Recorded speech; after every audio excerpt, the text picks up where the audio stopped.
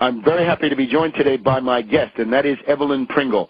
Evelyn Pringle is one of the best, one of the strongest, if not the strongest writer on the question of Obama's background of Chicago corruption. She has written about Operation Board Games, the Illinois bipartisan combine of thieves and grafters, which is the cesspool of corruption in which Obama has been swimming for these past 10 or 15 years. She's an expert on Tony Rezko, Najmi Ouchi, who has threatened her and tried to get her taken off various websites, al-Samari, the former electricity minister of Iraq. And again, her writing on this is basically without equal. You can read her essays about this at opednews.com, I believe, at Scoop, the New Zealand news source, and also it's mostly copied at Rezko Watch. So let me welcome Evelyn Pringle, who I believe is speaking to us from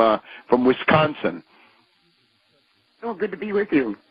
Well, thank you, and thank you for coming on. Now, you know this topic better than anybody, so I don't know if you want to start from the Rezko angle, start from the Combine, take it from any angle you think best, and please take it away and give people a comprehensive briefing about this background, which has been was prominent for a while when Rezko was convicted, when Mrs. Clinton talked about, your backer, the slumlord Rezko. But of course, this has completely receded, and it deserves really to be center stage. Well, it's going to become center stage. There's no doubt about that. The minute, if the Democrats make him the nominee, that he's the official nominee, it will become center stage. Mark my word. I've said this all along. And it's so interesting because the media holding back like it is, making sure that no other candidate becomes the Democratic person on that ticket in the fall, is complicit in this. There is no way this stuff is not going to come out the minute he's the candidate. And when I started investigating him, I knew nothing about Obama, okay? When he came out and was rocketing to fame, it was like, I'm really, pretty much into politics, but I've been investigating the pharmaceutical industry for the last 4 years, so I admit that maybe I wasn't up on things. So when he started rocketing to fame, and I thought, well, this looks like maybe this is going to be the candidate I'll be supporting. So I thought, well, you don't know nothing about this guy. You better just go look up, because you're probably going to be writing articles supporting him. He's going to be your candidate, it looks like. So I went to Illinois, and I thought I'd spend a day or two getting to know Barack Obama, figuring out how he rose to fame. I was not investigating one day before it was like these things were popping out, and it was like something's very wrong here. Now, I spend my life investigating pharmaceutical industry, so that entails searching through documents, court documents, combing through all these obscure documents and stuff that most other journalists probably don't. But that's what I do for a living. So when I ran into the Rezko indictments and I ran into all these other indictments in this corruption in Illinois, I was able to spot something immediately.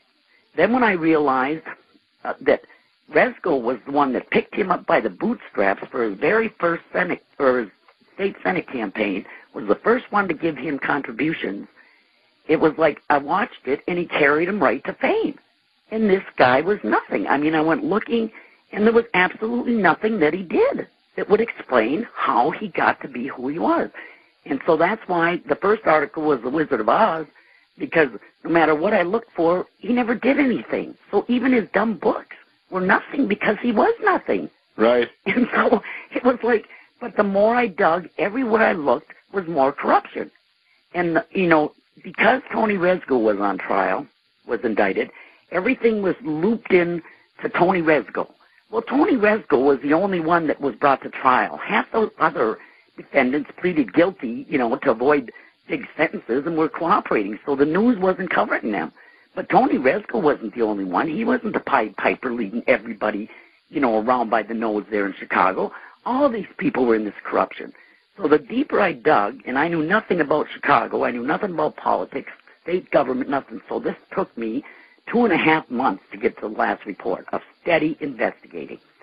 And so the more I dug into it and went into state Senate records and all this when Obama was in there, the more deeply I saw him in corruption and his involvement. Take, for instance, I like to focus on the one instance of that state planning board that had to approve all medical facilities that were built in Illinois. In order for, say, take the one that was in the indictment that was going to pay $1.5 million kickback. They wanted to build a hospital. In order to do that, you have to go before this board and get them to vote and okay that hospital. Okay, that got to that point, and everybody understood that board was rigged. But nobody went back and saw that it was Obama in the state Senate that passed that legislation through that was able to set that board up so it could be rigged to begin with. We'll be back in just a minute here on World Crisis Radio with Evelyn Pringle. We're back talking to Evelyn Pringle, Chicago politics expert and one of the best writers on the cesspool of graft that Obama emerged from. Obama at that point, though, you got to understand, was not the candidate.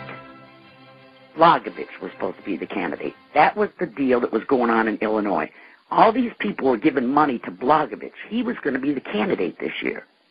Well, then, when Fitzgerald swooped in and busted all these schemes, these pay-to-play schemes that Blagojevich helped set up, well, then they pulled Obama out. But you got to understand, when he started looking at that mansion, that $2 million deal with Rezko, he didn't know he was going to be the presidential candidate. And that's why it never even came out that Rezko was involved in that deal until after that indictment was unsealed. And the Tribune picked it up. And then when he was asked about it, it was like, well, he didn't think it was relevant. Well, yeah, Rezko was in the news, and he was under investigation for a year and a half, 2 years before Obama bought that piece of land from him there in January 2006, I believe it was. So, I mean, the more I looked, Obama was just up to his neck in corruption with these guys ever since he moved to Chicago. And I never could find anything that he did. You know, he was at that law firm.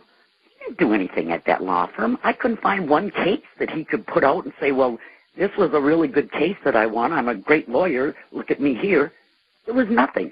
All that I found there was him helping Rezko get, government loans and taxpayer subsidies and stuff to do the slumlord business, making this money off of poor people in Chicago, getting all these contracts to overhaul low-income housing, which all he did was take the money, and as soon as he got his part of it, his cut out of it, he cut and run and just let him go back to, didn't take care of them, didn't keep them up, didn't keep them rented. And now they're just all back on the taxpayers. The taxpayers just out all this money in loans and government grants and all this stuff that they gave to Rezko. Let me give you two figures and see if you agree with them. As I understand from your articles, Rezko gave Obama a total of $250,000, $250,000 in contributions through the Senate race in 2004. Is that about right? Right.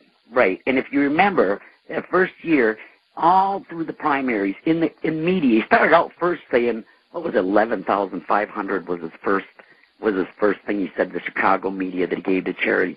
Then it went up to 50 to 60,000, and that stayed at that figure for a year through the primaries. It wasn't until his interviews in March 14, 2008, that he finally owned up, because they stayed on him, that 250,000. This guy carried him up the ladder. Without Tony Rezko, Obama would be nowhere. And that's the 14th of March. So that's the famous sit-down interview by Obama with the Chicago Press Corps under the cover of Jeremiah Wright. Right. That was exploding, and he said, well, I'll kill two birds with one stone. I'll use one scandal to hide another. Right.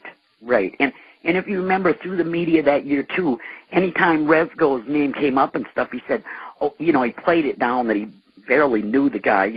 He had lunch or dinner with him, or breakfast or lunch with them once or twice a year, and his wife and him might have had dinner with them 5 times in 15 years or something like that. When they pinned him down, they had that FBI mole, John Thomas, that was working for Fitzgerald, that had told them that they seen him coming and going all the time, and they have him documented coming and going to Rezko's office all the time, along with Blagojevich, same thing, and that they had sources telling that